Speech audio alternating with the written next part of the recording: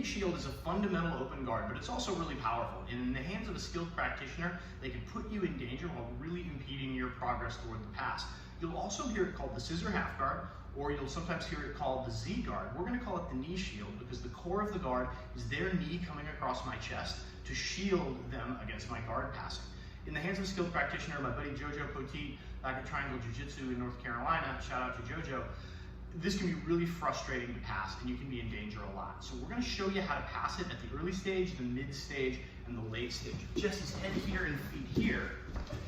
Often guys will just go to the knee shield from the open guard, but they'll also often set it up right off the guard opening. So as I go to open Jesse's guard, he's going to hip out, get his knee across, and this leg's going to come in between in the middle, right? This is why it's called scissor half guard sometimes, because he's only trapping one of my legs.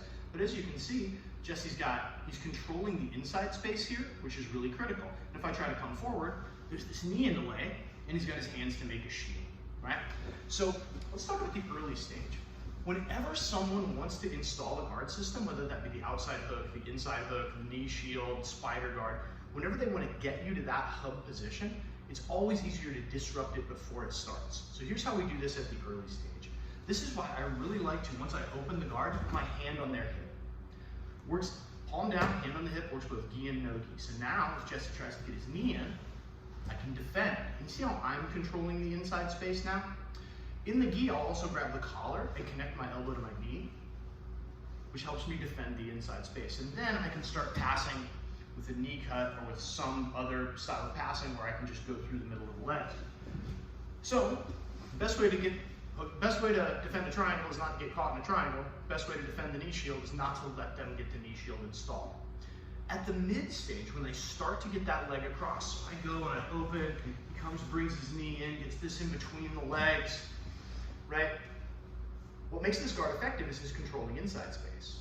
So what I can do if I get beat, right? I didn't get to this position in time, is to pummel and come under.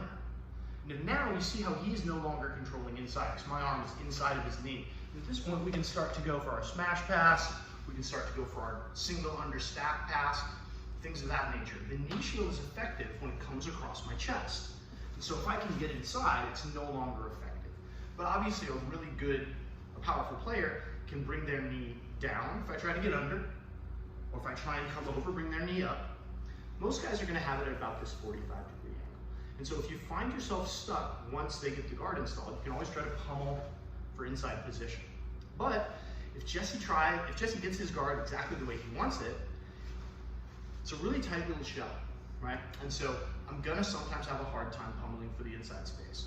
So now let's talk about my favorite late stage pass where they've got their knee shield installed, where I try and come forward and can't do that. And this pass is called the leg weave. The reason for that is my arm is gonna weave his two legs together. Now Dave Porter hates this pass, and he hates it for good reason. I'm gonna show you this good reason, because a lot of guys make a major mistake when they're doing the pass that leaves themselves vulnerable. Leg weave, right? I weave his legs, put my palm against his bottom leg with my hand. Don't worry, I'll show it at another angle. But you see it comes over and weaves through. Jesse's leg is more powerful than my arm, right? So if Jesse takes his top hand, comes behind my elbow, and peels it and kicks his leg straight, crack. Even if he's not an omoplata guy, you see he has an angle to attack my arm, to attack my neck, all sorts of stuff. And I can't really stop him because this isn't a fair fight. His leg's way more powerful than my arm, and he can take advantage of that.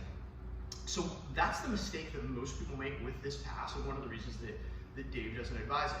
Here's what you do in order to stop that from happening. You just saw how easy that was. I'm going to show you how easy it is for Jesse again. My arm comes over, Jesse brings behind my elbow, he's going to kick his leg straight to the heel, right? Super easy. My arm is weaker than his leg, but my body is stronger than his leg. So what I'm going to do is I'm going to blade my body this way. You can see my chest is facing the camera. I'm going to blade it so my chest is facing that way. And I'm going to rotate my hip and shoulder down to his hip bone. Do the same thing. See how I have it pinned, right? Here, really bad pass. Here, really effective pass. And you see that it's a subtle motion where my shoulders are no longer straight on, they're just down like this, and I'm blading my chest this way. Because if he can move his hips and his legs, he can attack. But if he can't move his hips and his legs, then I can pass. So I'm going to show the pass from this angle, then rotate and show it from another angle. So I weave. And the lesson, the takeaway is we don't just weave the arm, we're gonna rotate our body too, right? If we just weave the arm between the legs, we're in trouble. Now, I'm gonna turn, this is gonna cause this guard to pop open, windshield wiper my legs, control the head, and come to the pass. So let's go through this angle. Jesse gets the knee shield, right? And you can see how I'm stuck, right?